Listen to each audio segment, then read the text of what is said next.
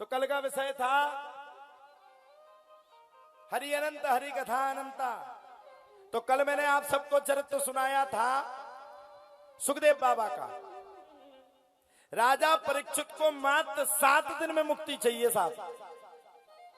7 दिन में राजा परीक्षित के प्राणों का परित्याग होना है, ये निश्चित था। ततो भयत्या श्रृंबालो गले सर्प कलेवरम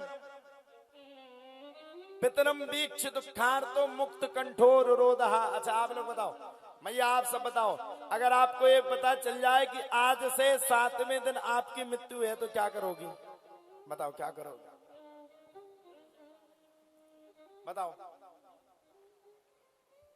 मान लो आपको ये पता चल जाए कि आज से 7वें दिन आपकी मृत्यु, क्या करोगे?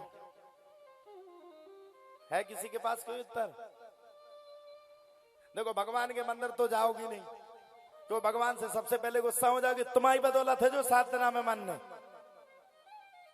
भगवान को तो इतनी आफत है, कुछ करें तो आफत, कुछ ना करें तो आफत।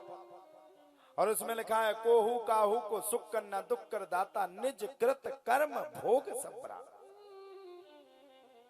रामचरितमानस कह रहा है कोई किसी को ना सुख देता है ना दुख देता है, निज कृत कर्म भोग संपराता। कर्म के आधार पर तो भगवान को भी भोगना पड़ता है साहब। अगर आपका कर्म बुरा है तो आपको भी भोगना पड़ेगा। कर्म के आधार पर तो जय और विजय को जो भगवान के पार्षद है 3-3 जन्म लेने पड़े। कर्म के आधार पर तो रावण को भी अपने शरीर का परित्याग करना पड़ा। फिर भगवान को दोषी क्यों बनाए? राजा परीक्षित को जब ये पता चला कि मुझे आज से 7वें दिन तक्षक नाम के सर्प के काटने से मेरी मृत्यु है, राजा परीक्षित ने सबसे पहले घर का परित्याग किया। ततो भयत्याश्रम बालो गले शरत कलेवरम पितरम वीक्ष दुखार्थो मुक्त कंठो रुरोदहा। जहां अबा को अबा सेवरो होए उते कितने लोगों में लगाओ। ततो भयत्या श्रृंबालो गले सर्प कलेवरम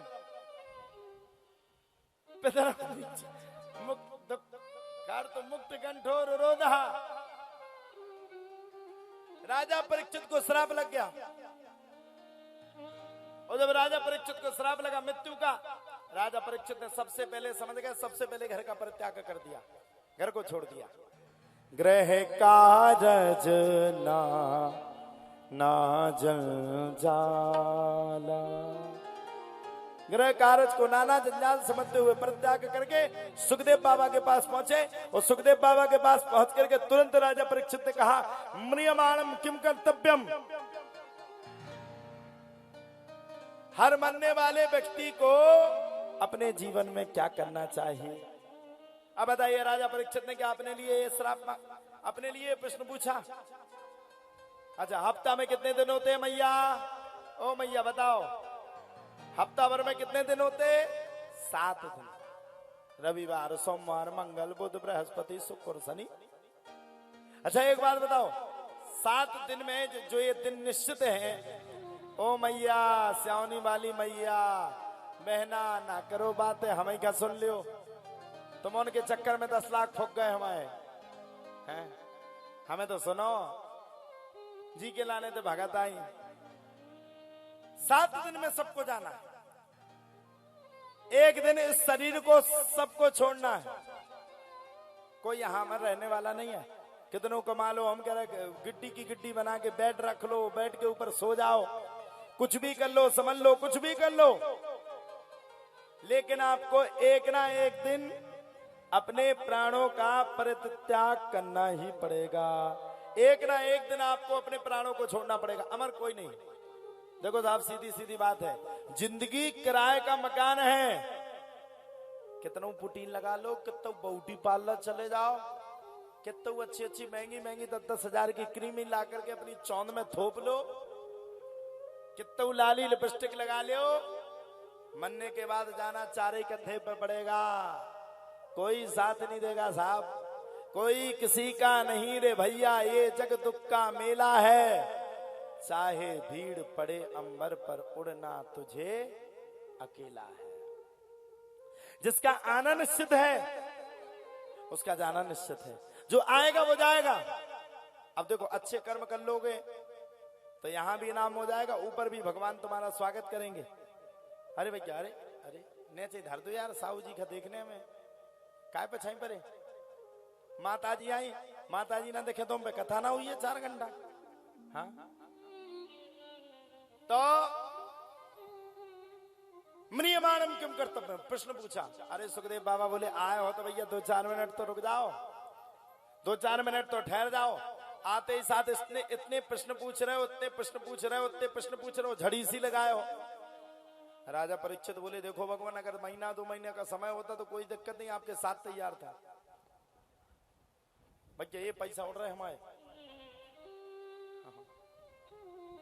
महीना 2 महीना का अगर समय होता, पैसा बचे रहा जनता में चले जाए तो तुरंत चपा ले, चाहे प्राण चले जाए।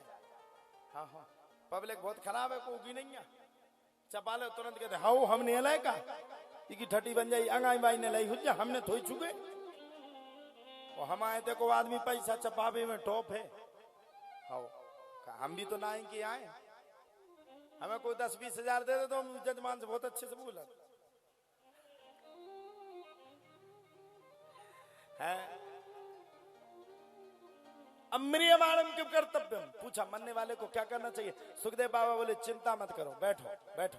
अरे बोले क्या बात करते हो यार, हम घबरा रहे हैं, हमारे 4 दिन निकल गए, 3 दिन बचे हैं, 3 दिन तक अगर कथा सही से नहीं सुन पाएंगे तो हम तो मर जाएंगे। सुखदेव बाबा ने राजा परीक्षित से कहा अस प्रभु दीन बंधु हरि कारण रहे दया, तुलसीदास सटते ही भजो छाड़ी कपट जंजाल। अस प्रभु दीन बंधु हरि कारण रहित दयाल, तुलसीदास सटते ही भजो छाड़ी कपट जंजाल। जीवन में 4 योनि आती, एक बाल अवस्था, एक सुषुप्त अवस्था, एक जवान अवस्था और चौथापन आता है बुढ़ापे का अवस्था। बुढ़ापे के समय में हमें सबसे ज्यादा भगवान का ध्यान करना चाहिए, भगवान का भजन करना चाहिए, ये है बुढ़ापा। लेकिन जब तक बालापन रहता है खेल में गंवा देते, और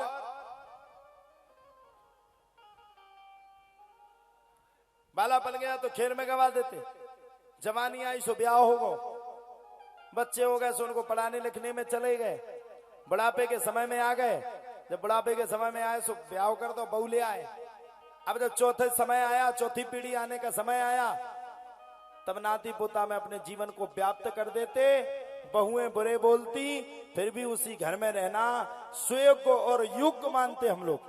लेकिन हम कह रहे हैं चौथी अवस्था में किसी से भी प्रेम मत लड़ाना, चौथी अवस्था में सिर्फ परमात्मा से ही प्रेम लड़ाना, सिर्फ भगवान से प्रेम लड़ाना। परमात्मा के अलावा हम सबके बीच में पूज्य महाराज श्री का आगमन हुआ। एक बार जोरदार ताली से पूज्य भलारी जी महाराज का स्वागत, अभिनंदन और वंदन करते हुए आज की कथा में चलेंगे। कह दिया वरीयाने स्ते प्रश्न कृतो लोक हतो न आत्मविसम्मतः पदधाम श्रोतव्यः दिशु यहाँ परा। बोले बैठ जाओ भैया, चिंता मत करो, बात है तन्ने की तो सुनो। तुम जिस युग में आ गए हो वो है कलयुग, और कलयुग में 7 दिन की जरूरत नहीं है। कलयुग में तो 1 मुहूर्त में भी तुम तर सकते हो। 1 मुहूर्त मतलब 1 मिनट भी भगवान का स्मरण कर लो, तर जाओगे।